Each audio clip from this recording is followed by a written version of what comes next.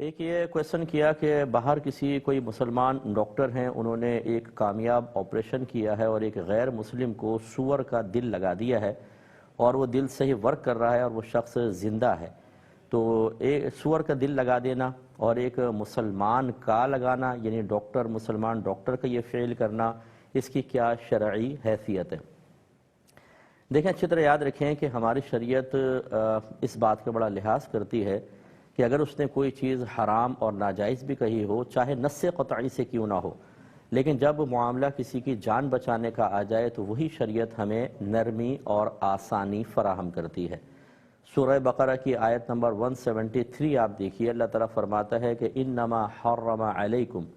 محض حرام کیا ہے اللہ تبارک و تعالی نے تم پر، المیتۃ، مردار کا کھانا، یعنی جو جانور از خود مر گیا یا ہم نے ذبح شرعی صحیح نہیں کیا وہ مردار ہے، یہ کھانا، والدم، اور بہتا خون پینا یہ منع کیا، ولحم الخنزیر، اور سور کا گوشت اللہ نے حرام فرمایا، وما اہل بہ لغیر اللہ، اور وہ جانور بھی اللہ تعالیٰ نے تم پر حرام کیا جس سے ذبح کرتے وقت اس پر غیر اللہ کا نام لیا ہو، یعنی ہم تو اللہ اکبر کہتے ہیں، اس نے بتوں کے نام پہ کیا، لات کے نام پر، عزا، منات، اور پھر ذبح کر دیا یہ جانور، تو یہ حرام نص قطعی سے ثابت ہوا کہ لحم خنزیر، خنزیر کا گوشت حرام ہے۔ لیکن خود اللہ تعالیٰ پھر اس کے ساتھ ہی فرماتا ہے فَمَنِ اضْطُرَّ، پھر وہ شخص جو مجبور ہو، غیر باغیوں ولا عاد، اس حال میں کہ نہ وہ سرکشی کا ارادہ رکھتا ہو نہ وہ زیادتی کرے، فلا اثم علیہ، تو اس پر پھر کوئی گناہ نہیں ہے۔ یعنی مطلب یہ ہے کہ مثال کے طور پہ اگر ایک شخص پہ 4 دن کا فاقہ ہو گیا، وہ مرنے کے قریب ہے، اسے سور کا گوشت مل جاتا ہے، تو یاد رکھیں اس پہ فرض ہے کہ وہ سور کا گوشت کھا کے اپنی جان بچائے، لیکن بقدر ضرورت، کیونکہ ایک تو فرمایا کہ سرکشی کا ارادہ نہ ہو، اس کا مطلب ہے کہ پر امن حالت میں، نارمل حالت میں دوسرا کھانا ہے وہ چھوڑ کے سور کھائے، یہ منع، اور زیادتی کرنے والا نہ ہو، اس کا مطلب یہ ہوتا ہے کہ بقدر ضرورت، جس سے جان بچ سکتی ہو اتنا استعمال کر سکتا ہے، اس سے زیادہ نہیں، چند بوٹیاں کھا کے اگر وہ بچ سکتا ہے تو جائز۔ علماء نے یہاں پہ یہ فرمایا کہ اگر فرض کر لیں 4 دن کا فاقہ ہو اور سامنے سور اس کو مل جائے، تو اب کیا اگر یہ نہ کھائے اور مر جائے تو جائز ہے؟ فرمایا کہ نہیں، حرام، یہ خودکشی ہے، اسے کھانا فرض ہے۔ ہاں اگر کوئی گن پوائنٹ پہ کہے کہ کلمہ کفر کہو اور وہ نہیں کہتا ہے اور اس کو مار دیا جاتا ہے، یہ شہید کی موت مرے گا، لیکن جو کھانے پینے کے معاملات ہیں اس میں حرام چیز کھا کے اپنی جان بچانا لازم ہو جائے گا۔ اب اس کے تناظر میں آپ یہ دیکھ لیجئے، اب یہ حکم کس کے لیے ہے، کس کو اجازت دی جا رہی ہے؟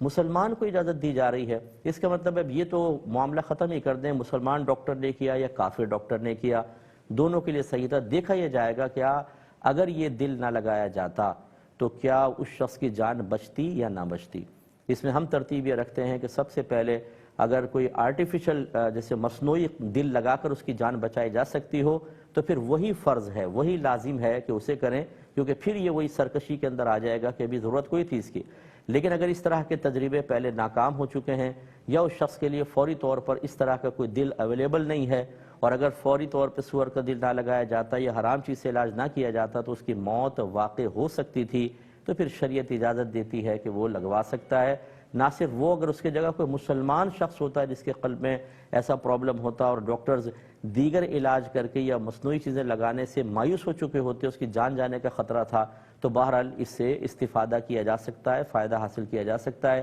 جیسے اللہ تعالیٰ نے خود خنزیر کو حرام فرمایا اور پھر بوقت ضرورت اس کے کھانے کی اجازت مرحمت فرمائی۔ مجھے امید ہے کہ انشاءاللہ اس میں جو بعض بہت زیادہ سختی سے فیصلہ کرنے کی کوشش کرتے ہیں